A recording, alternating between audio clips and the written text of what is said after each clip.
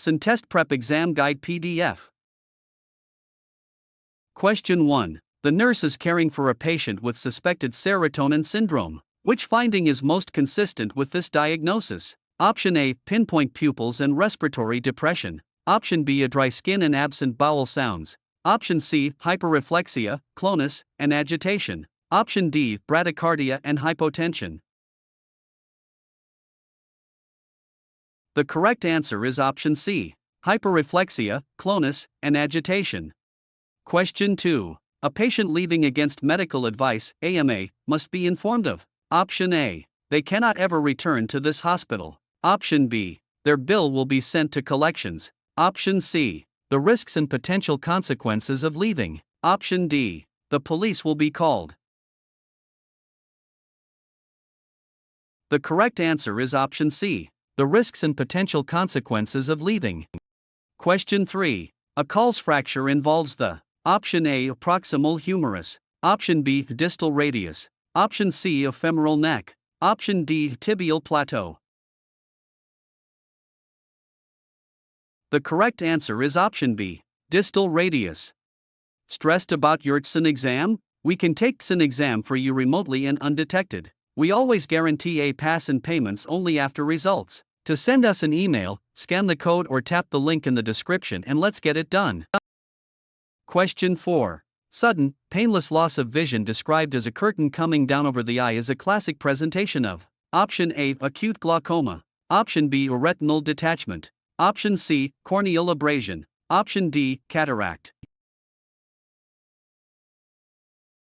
The correct answer is option B, retinal detachment. Question 5. A patient with a history of alcohol abuse presents confused and ataxic. To rule out Wernicke's encephalopathy, the nurse should prepare to administer. Option A, folic acid. Option B, a vitamin B12. Option C, thiamine. Option D, magnesium sulfate. The correct answer is option C, thiamine. Question 6. A hyphema involves. Option A, retinal detachment. Option B, a blood in the anterior chamber of the eye. Option C, ruptured globe. Option D, corneal laceration. The correct answer is option B, blood in the anterior chamber of the eye.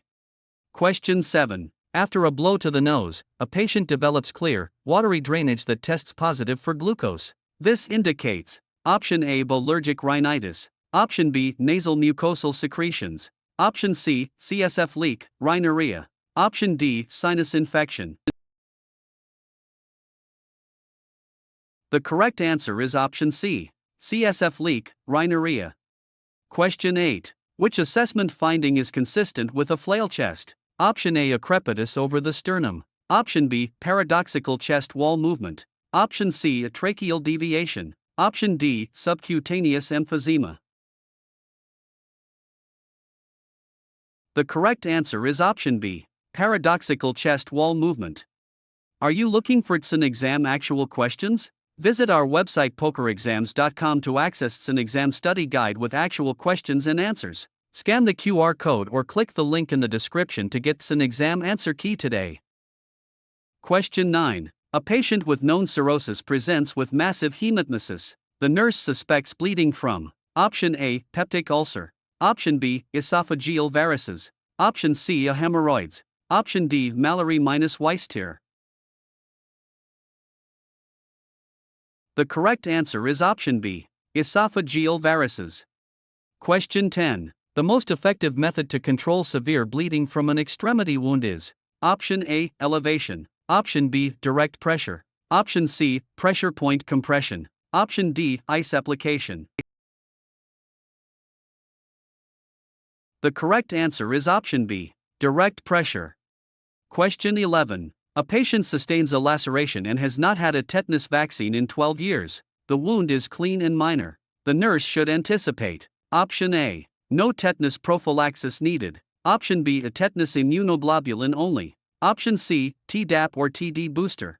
Option D, a tetanus toxoid and tetanus immunoglobulin. The correct answer is option C, Tdap or TD booster. Question 12. The preferred medication for rate control in a patient with atrial fibrillation and rapid ventricular response who has heart failure with reduced ejection fraction is Option A, diltiazem. Option B, verapamil. Option C, metoprolol. Option D, digoxin. The correct answer is option D, digoxin. Question 13. SIRS, systemic inflammatory response syndrome, criteria include all of the following except Option A, heart rate greater than 90 bpm. Option B, respiratory rate greater than 20 or PACO 232 mmHg. Option C, temperature 38 degrees C or 36 degrees Celsius. Option D, elevated troponin. The correct answer is option D, elevated troponin. Question 14. The emergency nurse should have a high index of suspicion for an occult eye injury in a patient with Option A, a scalp laceration. Option B, an orbital wall blowout fracture. Option C, a nasal fracture. Option D, a mandible fracture. The correct answer is option B, an orbital wall blowout fracture. Question 15. Ovarian torsion presents with Option A, bilateral lower quadrant pain. Option B, a sudden, severe unilateral lower abdominal pain with nausea. Option C, painless vaginal bleeding. Option D, a fever and purulent discharge. The correct answer is option B, sudden, severe unilateral lower abdominal pain with nausea. Question 16. The most common cause of lower gastrointestinal bleeding in adults is Option A, gastric ulcer. Option B, diverticulosis. Option C, esophageal varices. Option D, Mallory-Weiss-Tier. The correct answer is option B, diverticulosis. Question 17. A patient with a traumatic brain injury exhibits decerebrate posturing. This indicates Option A, a damage above the midbrain. Option B, a damage at or below the midbrain/brainstem. Option C, damage to the cerebral cortex. Option D, a positive outcome. The correct answer is option B, damage at or below the midbrain/brainstem. Question 18. Which of the following is a sentinel event that requires reporting to the Joint Commission? Option A, a patient fall that results in a minor abrasion. Option B, a medication error that causes no harm. Option C, a surgery on the wrong body part. Option D, an AMA discharge. The correct answer is option C, surgery on the wrong body part. Stressed about your CEN exam? We can take CEN exam for you remotely and undetected. We always guarantee a pass and payments only after results. To send us an email, scan the code or tap the link in the description and let's get it done.